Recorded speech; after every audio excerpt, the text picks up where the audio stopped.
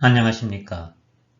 이번 시간에는 출산율 세계 꼴찌라는 주제로 합계 출산율 0.84명으로 세계 꼴찌, 많은 결혼과 출산 기피 현상이 나타나는 이유, 후진국의 조혼과 다산 풍조라는 측면에서 생각해 보겠습니다.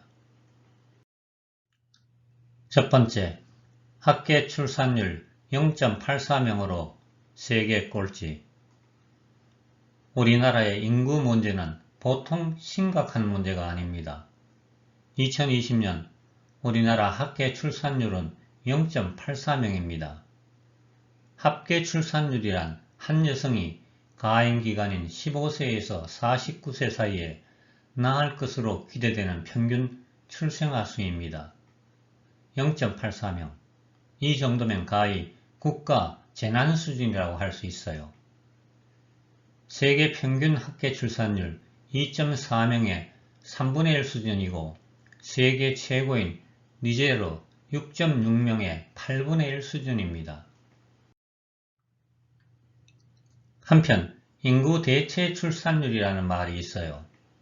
한 사회가 일정 시점의 인구 규모를 그대로 유지하기 위해 필요한 출산율로서 2.1명입니다. 우리나라 합계 출산율 0.84명은 인구 대체 출산율 2.1명의 40%에 불과합니다. 이는 인구가 줄어들 수밖에 없다는 것을 말하죠.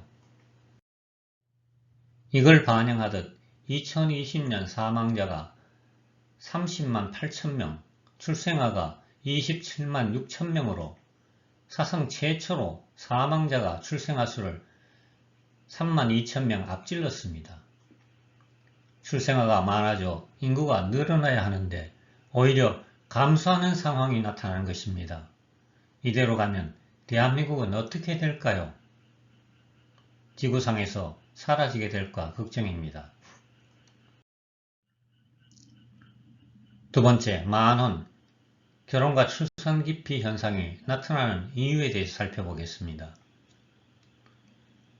한국을 포함한 경제가 발전한 국가에서 많은 결혼과 출산 기피 현상이 나타나고 있어요.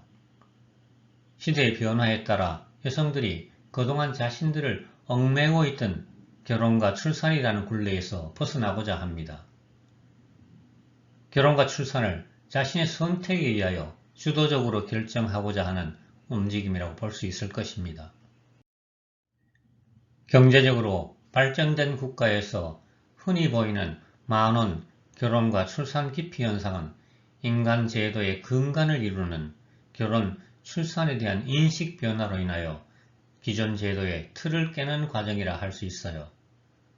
결혼과 출산은 안정적인 사회 유지와 종족 번식을 위하여 긍정적인 역할을 해왔어요.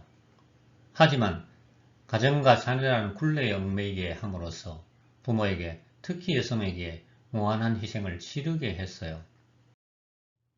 경제발전과 사회의 급격한 변화로 여성의 사회적인 지위가 급격하게 향상되었고 가족제도도 과거의 대가족제도에서 부부중심의 핵가족 제도로 바뀌었어요. 대가족 제도에서는 삶의 질보다 생존, 나 자신보다 가족을 먼저 생각하는 문화였죠.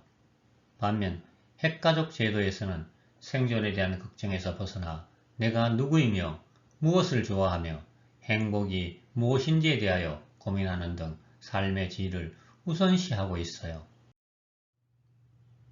경제의 발전으로 물질 만능주의가 팽배해지고 모든 활동이 물질을 중심으로 이루어짐으로써 사회를 형성하고 유지하는 결혼, 출산과 같은 기본적인 일조차 물질의 지배를 받게 되었어요. 따라서 경제적인 뒷받침이 부족한 경우 결혼과 출산을 주저하게 만들고 있습니다. 이에 따라 여성의 만혼, 결혼과 출산 기피가 자연스럽게 나타나고 있어요. 세 번째, 후진국의 조혼과 다산풍조. 조혼과 다산풍조는 이슬람 국가나 아프리카 일부 지역에서 아직까지 남아 있어요. 그러나 점차 줄어들고 있는 추세입니다. 후진국에서는 인간 삶의 중심이 자기 개발이나 자아 실현과 같은 정신적인 가치 추구보다 의식주를 해결하는 것과 같은 기본적인 생리욕구가 생활의 대부분을 차지하고 있어요. 먹고 자고 자녀를 생산하는 삶에 안주함으로써 조헌과 다산풍조가 나타나게 된 것이라 할 수 있어요. 조헌과 다산은 과거 시대의 유물이라고 할 수 있어요.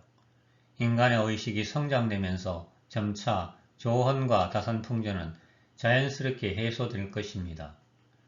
조헌과 다산풍조가 있는 지역에서는 폭발적인 인구 증가라는 문제가 있어요. 하지만 이들 지역은 기아나 질병 등으로 인한 영아 사망률이 높아요. 때문에 다산으로 인한 인구 증가는 염려할 만한 수준은 아닙니다.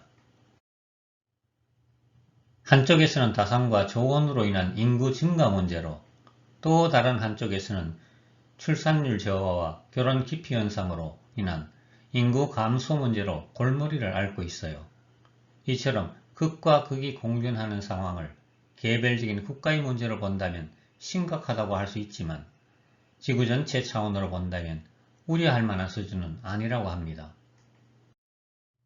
그런 관점에서 본다면 한국을 포함한 경제가 발전된 국가의 만혼, 결혼과 출산 기피 현상도 그렇게 심각하다고는 볼 수 없을 것입니다.